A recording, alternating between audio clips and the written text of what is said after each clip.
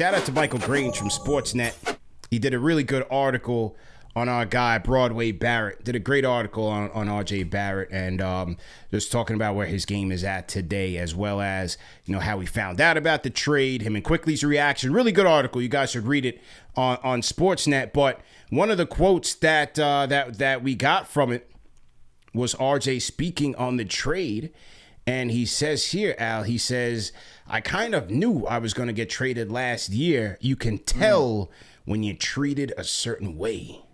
So it says, I could kind of tell when you're treated a certain way, Al. What'd you think about that quote when you read that from RJ, man? I wish he delved more into what being treated a certain way was, because it's just kind of like open-ended. Like, you can only just imagine at this point how he was treated differently, and like, I guess being treated differently, not being part of the vision, the plan, and, you know, watching the changes unfold. But I just don't know how, like, they were the first massive trade last season that really changed the entire look at the Knicks. Like, for the most part, they ran out with the same system that they had the last year they made the postseason. It was him, Grimes, Brunson, Randall, you know, Hartenstein or Mitch in that rotation. Like, nothing really changed until he got traded. So I just want to know what the tall tale signs were for him. Yeah. Listen, man, it's a cutthroat business, man. Like we always say, it is a cutthroat business, and, you know, fans have sentiments for certain players. It's just like the Julius situation. Like with the Julius Hive, man, he's not going anywhere, and he started the whole movement. Your organization don't care about that, man. You can come. You saw the once a Nick, always a Nick barbecue that they just had over the weekend. You could always come back later. We're trying to win a championship for real. So all that sentiment stuff, throw that out the window. That's for the fans. This man was cutting ground on a public school in New York City. Yeah, they did Julius dirty. They had him with the shovels. Hey, here's your shovel. Here's your hard cheese hat for the photo op. Meanwhile, they in the back channels getting his bags packed for Minnesota. It's cold like that, man. Rose House in the background, like, how are we getting rid of this guy? Yeah, it's cold. So, yeah, it's a very cold business. So you can't expect them, you know, to just be friendly like that. Yeah, they're going to get ghost on you, unfortunately.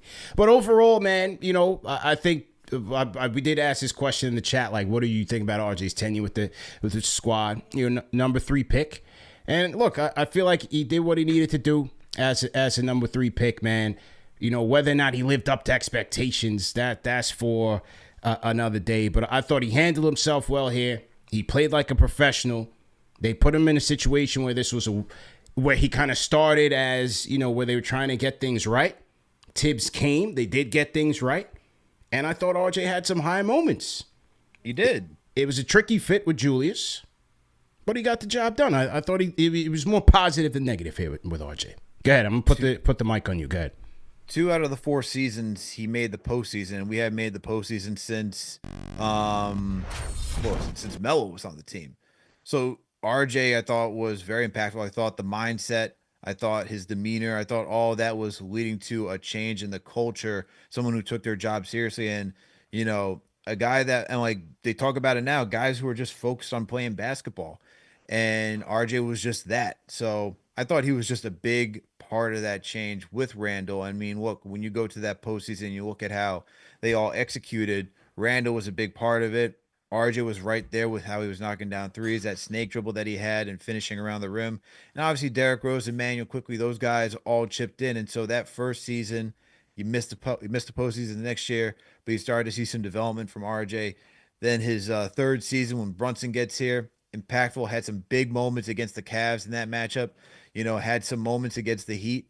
I thought he did a lot of good for this team, and he did so. I mean, look, he did so much good that the Raptors were willing to accept him and Emmanuel Quickly for OG Anunoby. And you just don't trade 2 guys for OG, Precious, and Malachi Flynn unless, and OG obviously being the headliner of the guys being in that trade package, like you don't just trade those guys for OG unless, like, you have you had good seasons, you had some success in the league. So he worked hard enough to up his trade value to get OG Anunoby. So yeah, he had to have more good than not if the Raptors were willing to accept OG and IQ to trade OG, Precious, and Malachi Flynn to the Knicks. So yeah, I think that RJ had more good through this team than bad.